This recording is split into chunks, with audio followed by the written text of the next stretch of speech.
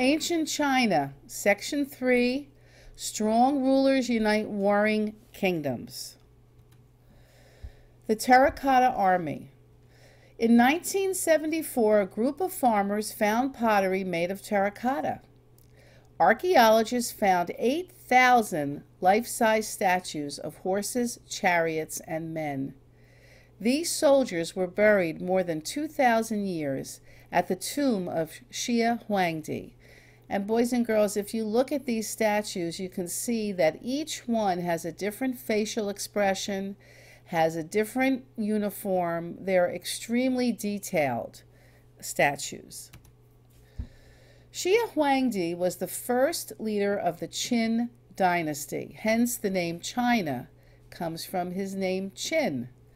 He led through strong and harsh rule and expanded the empire over most of the land that makes up modern-day China today. Xie Huangdi ordered the Great Wall of China to be built because of nomadic invaders. Here's some pictures of this Great Wall, which is one of the 7 wonders of the world. It's interesting to note some of the details here about this wall. 300,000 farmers and merchants built this wall, and when it was finished, the wall extended about 1,400 miles. Now, organizing the government, roads had to have been built so that in case there was any resistance to this emperor, he could send an army and quickly put this rebellion down. This emperor was very harsh with local rulers who did not obey him. Xie Huangdi divided China into districts with a government run by the emperor's trusted officials. In other efforts to unify the culture, Xie Huangdi developed a common currency, or money, which made it easier for districts to trade with each other. Common weights and measures and an improved system of writing and a law code were also created. Any ideas about Confucianism were outlawed. Only the knowledge of the Qin scholars was allowed. All books were burned except for farming, medicine, and technology. And people were killed if they did not obey. Xie Huangdi died in 210 BC, and this dynasty lasted for 15 years. After this dynasty came the Han Dynasty, with Liu Bang being the first emperor of this dynasty. He was the first emperor to become, he was the first person who was a peasant and later became an emperor.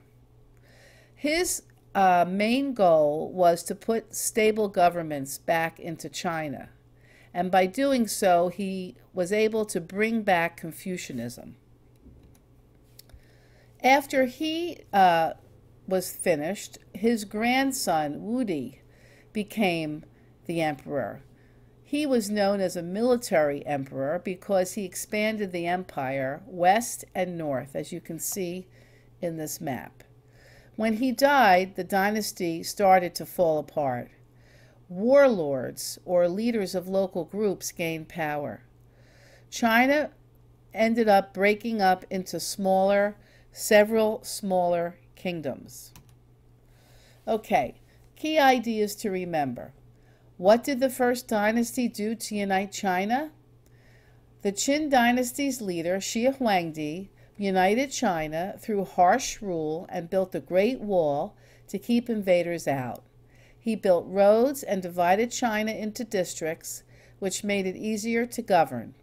He created laws, a common currency, weights and measures, and burned books about Confucius. What contributions did the Han Dynasty make? Liu Bang, the first ruler of the Han Dynasty, put in a stable government and brought back Confucius ideas to society. Wudi extended the empire west and north. When Wudi died, the empire fell into smaller kingdoms with warlords in charge.